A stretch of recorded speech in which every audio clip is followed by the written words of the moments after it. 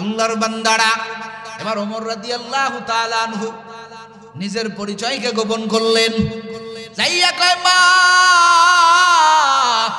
পাতিলের মধ্যে কি জ্বালাইতেছেন? বাচ্চাদের কেন খাবার দেন না? টাস করে মহিলাটা চোখের পানি ছেড়ে বলতেছে, আপনি কে?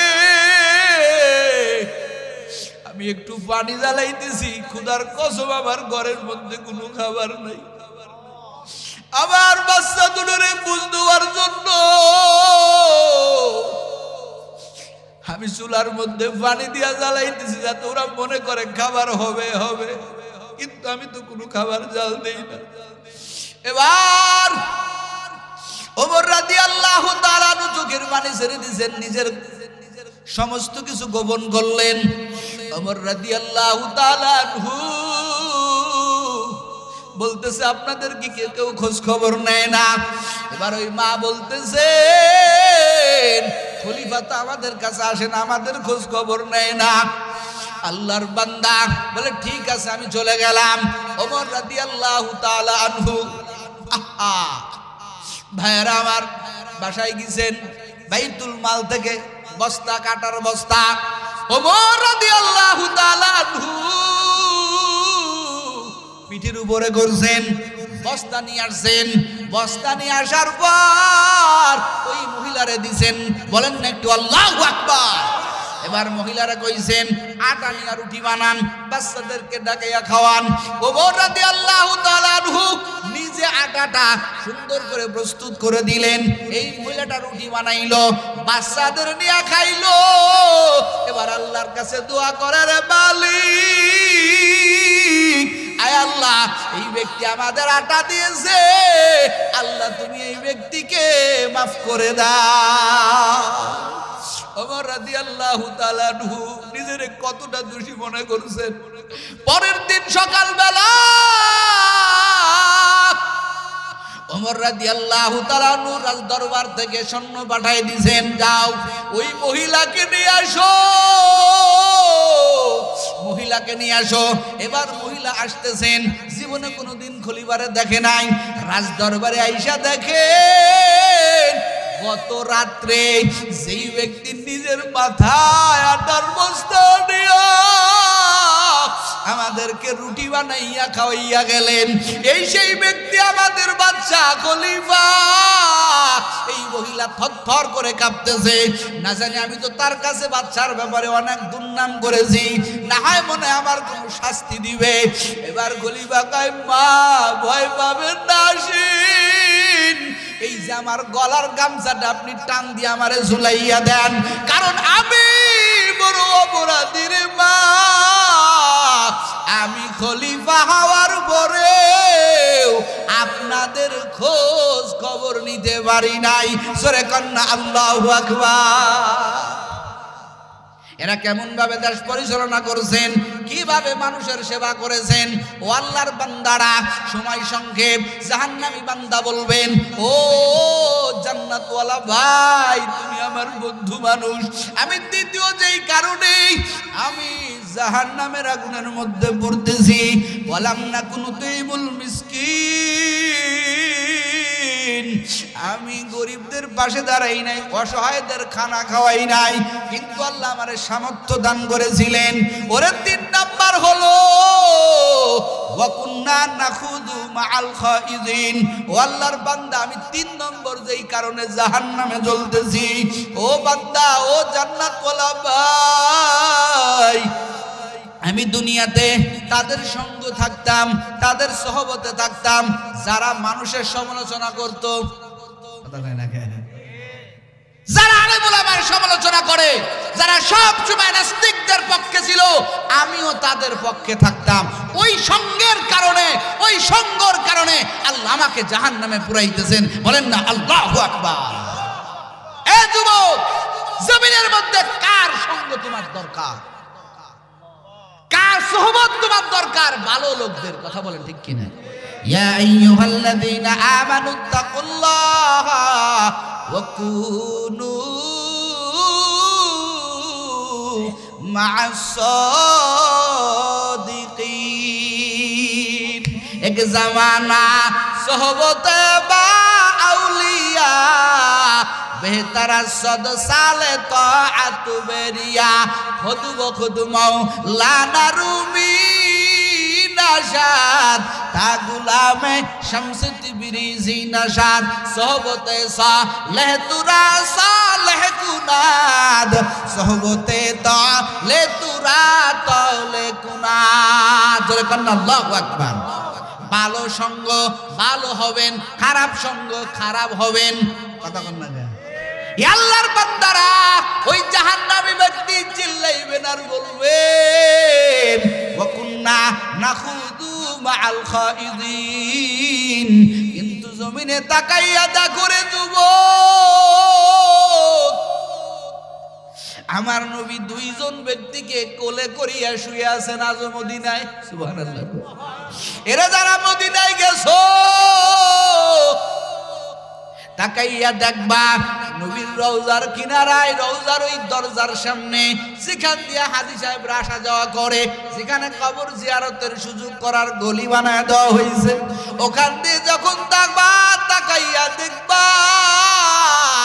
যেই ফুটাটা বড় ওই বরাবর আমার নবীর রওজা জোরে কন্না আল্লাহু আকবার ওই ফুটার থেকে আরেকটু নিচে কারণ নবীর সিনা বরাবর মাথা রাখা হযরত আবু বকরের সুবহানাল্লাহ আবু বকরের সিনা বরাবর মাথা রাখা হযরত উমরের জোরে কন্না সুবহানাল্লাহ তিন বন্ধু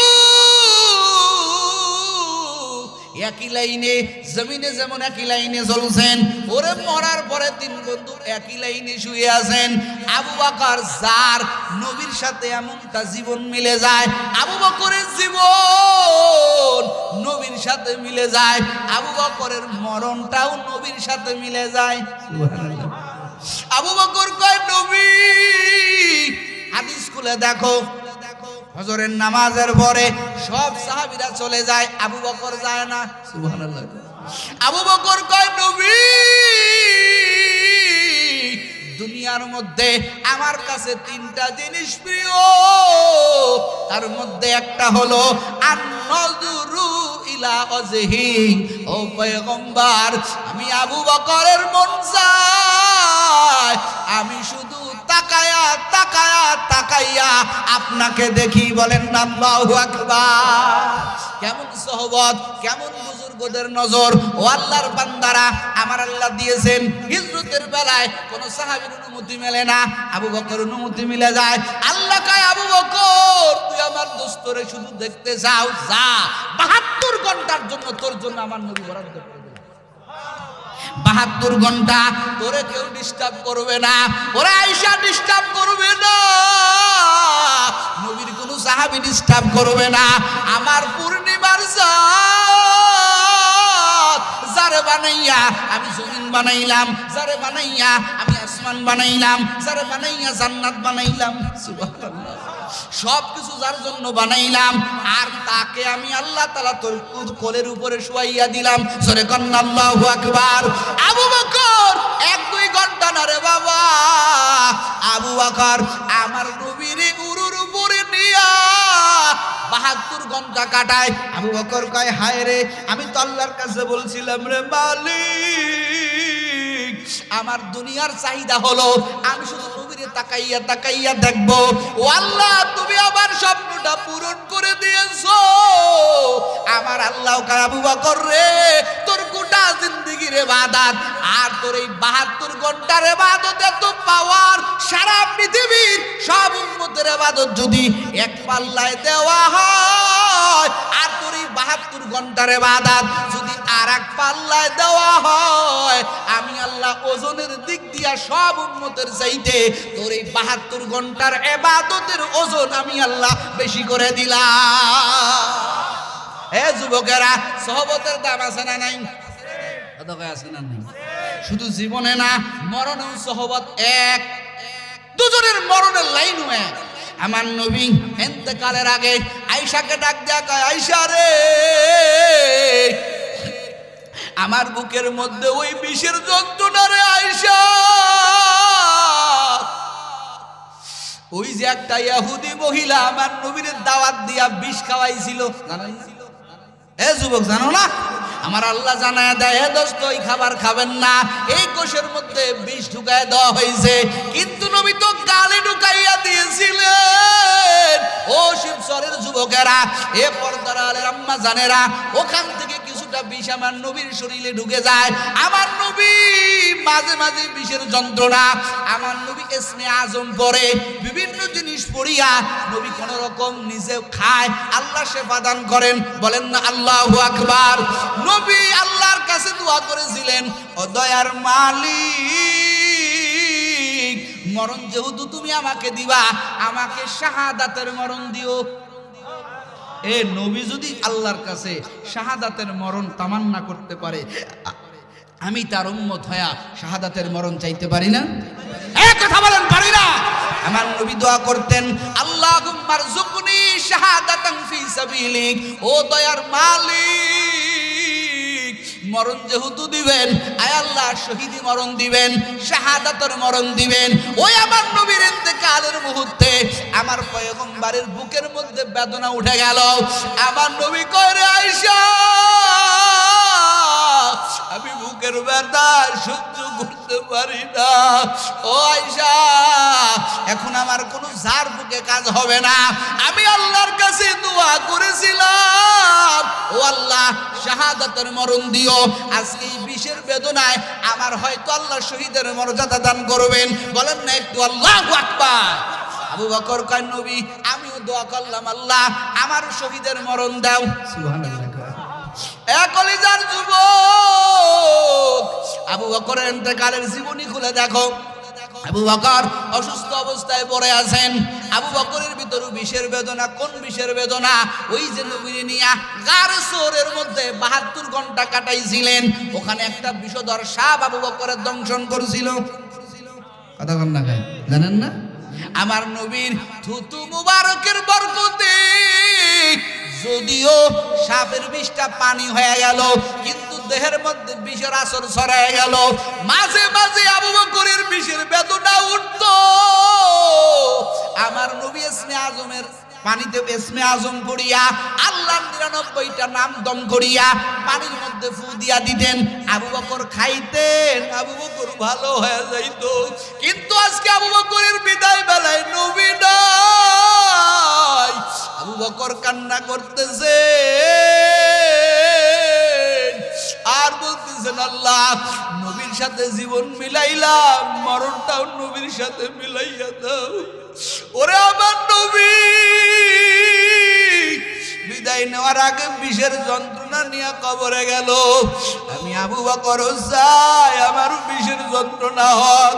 আবু বকর কাঁদে, হয় কয়, মালিক জীবন যেহেতু নবীর সাথে মিলাইয়া দিয়েছি, ও আল্লাহ আমার মরণটাও নবীর মরণের মরণ দান করো। বলেন না আল্লাহু আকবার। এ যুবক, শুধু তাই না, আবু বকরের জীবন সব জায়গা মিলে যায়, মরার সময় শোয়াটাও মিলে যায়।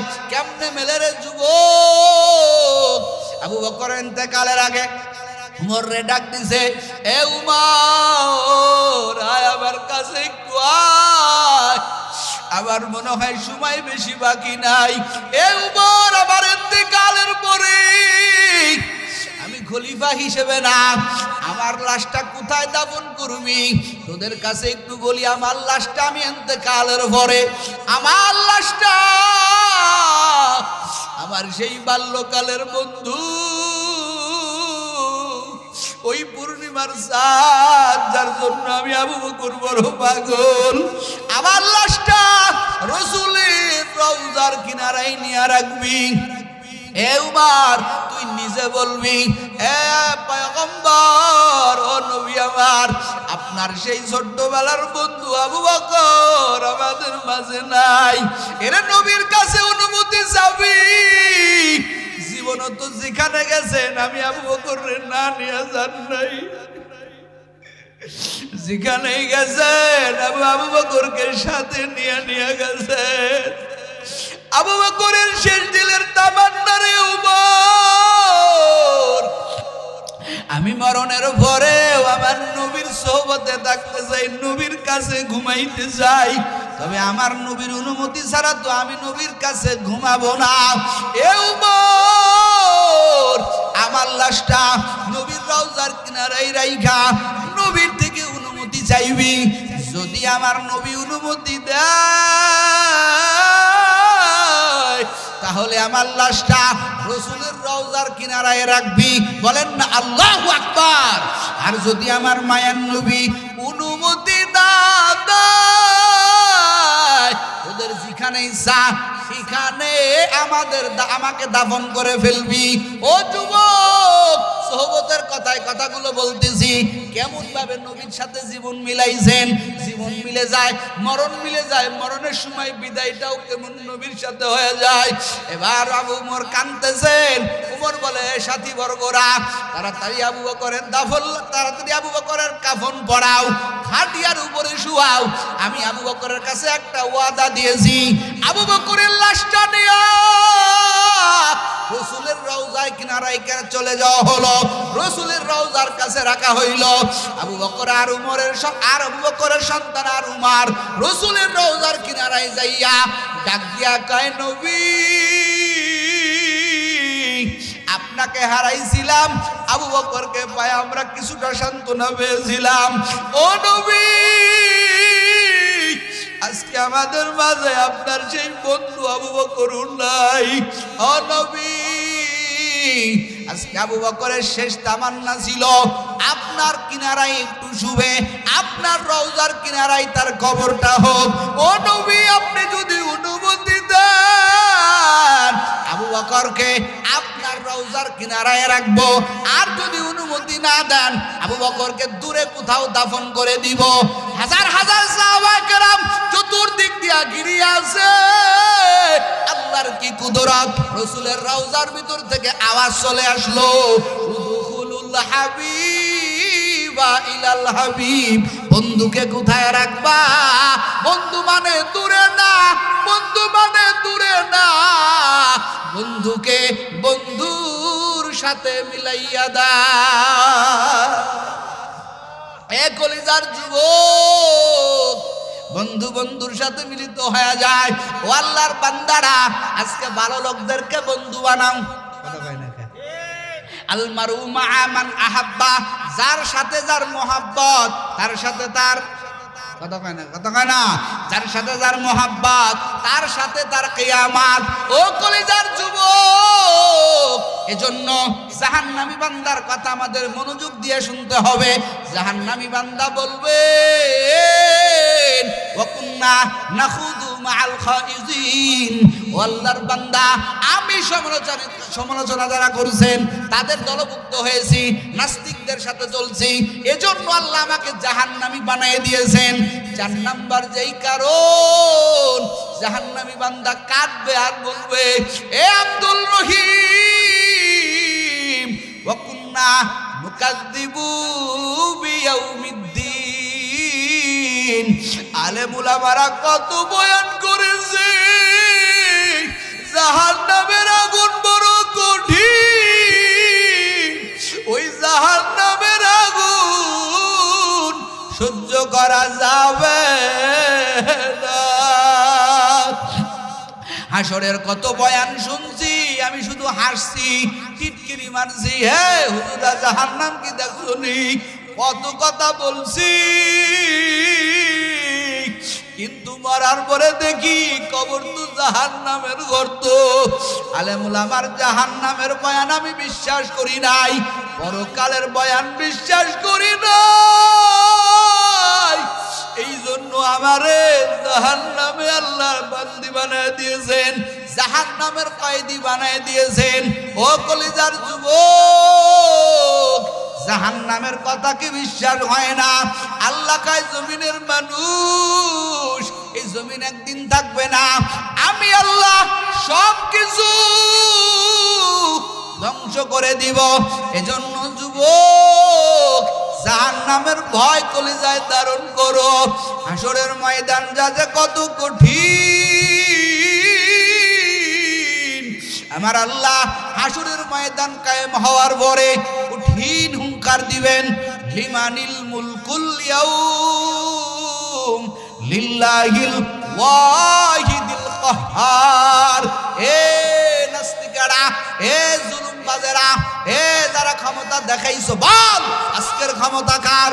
আজকের ক্ষমতা আমি মালিকের।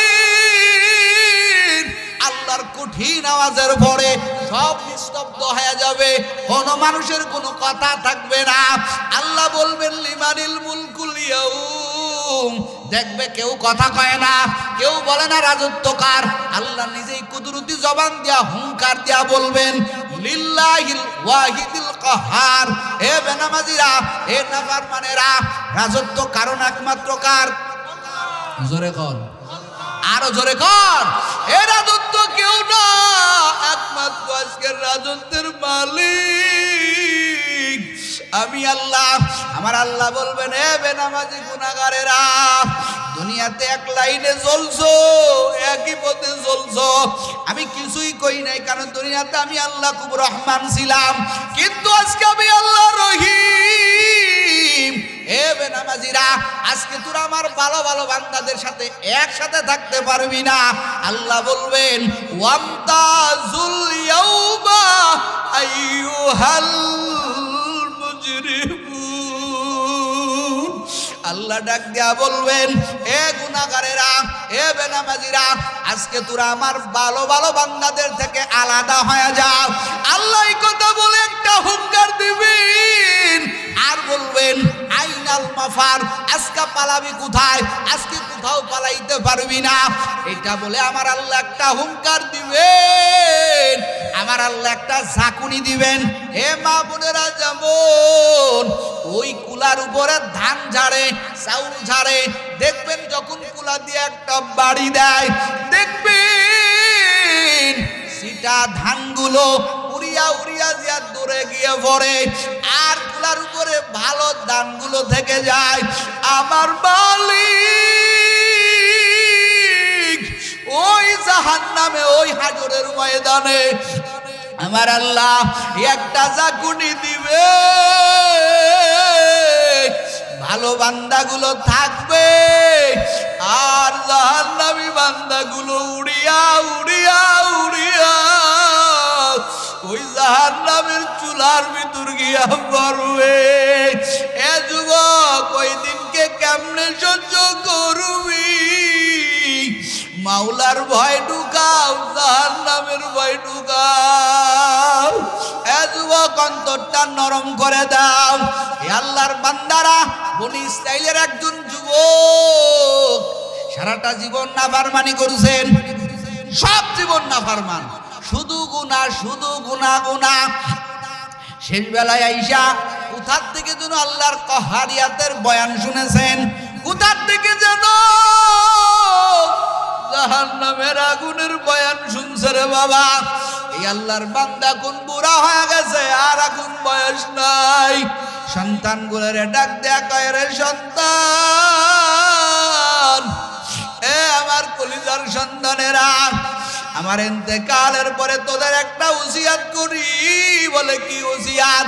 বলে আমি যখন মরে যাব আমারে আগুন দিয়া পুড়াইয়া দিবি, এই আগুনে পুরানো আমার ছাইটা তোরা বাতাসে মিশাইয়া দিবি, আর এক ভাগ পানিতে ভাজাইয়া দিবি। বলে কেন? বলে কোনো কথা বলবি না। এই আল্লাহর বান্দার কিছুদিন পরে ইন্তেকাল হয়ে গেল। এ শিবচরের যুবক, এ পর্দার আলে আমার মা বোনেরা, আল্লাহর বান্দার ইন্তেকালের পরে তার লাশটা পুড়াইয়া দেওয়া হলো, এক ভাগ পানিতে মিশাইয়া দেওয়া হলো, আর এক ভাগ বাতাসে উড়াইয়া দেওয়া হলো। হাসরের ময়দানে আমার আল্লাহ এই বান্দারে একত্রিত করবেন। কারণ বলেন তো, আমার আপনার লাশটা পুড়ায় দেওয়া হোক আর ভাজায় দেওয়া হোক, আমার আল্লাহ যখন ডাকবে তখন কি আমরা যাব না? এই কতক্ষণ যাব না? আমার আল্লাহ হাসরের ময়দানে এই বান্দারে ডাকবেন, এ বান্দা, মরার আগে কেন তুই তোর লাশটা পুড়াইয়া পানিতে ভাজাইয়া দিলি, বাতাসে মিশাইয়া দিলি, বল কারণ কি? ওই বান্দা কাঁদবে আর বলবে, রে মালিক, জাহান্নামের ভয়ে, দয়ার মালিক আমার মধ্যে ঢুকেছিল। ও আল্লাহ, ওই জাহান্নামের ভয়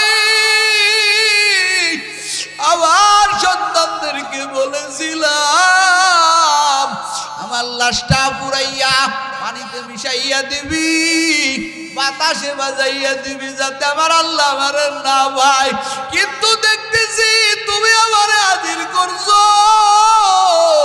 এখন তো আমার জাহান্নাম ছাড়া কোনো গতি নাই, যাই আমি জাহান্নামে চলে যাই। আমার আল্লাহ পিছন দিক দিয়ে একটা ডাক দিবেন, আল্লাহু আকবার বলেন। এ শিবচরের যুবক, আমার আল্লাহ ডাক দেয়া বলবেন, বান্দারে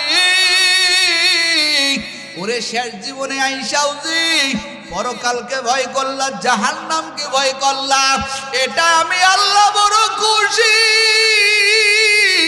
এ বান্দা, আমি আল্লাহ আজকে তোরে জাহান্নামে জ্বলাবো না, আমি আল্লাহ তোরে জান্নাতের মেহমান বানায়া দিলাম। এ কলিজার যুবক, ওই জাহান্নামের ভয় করিও,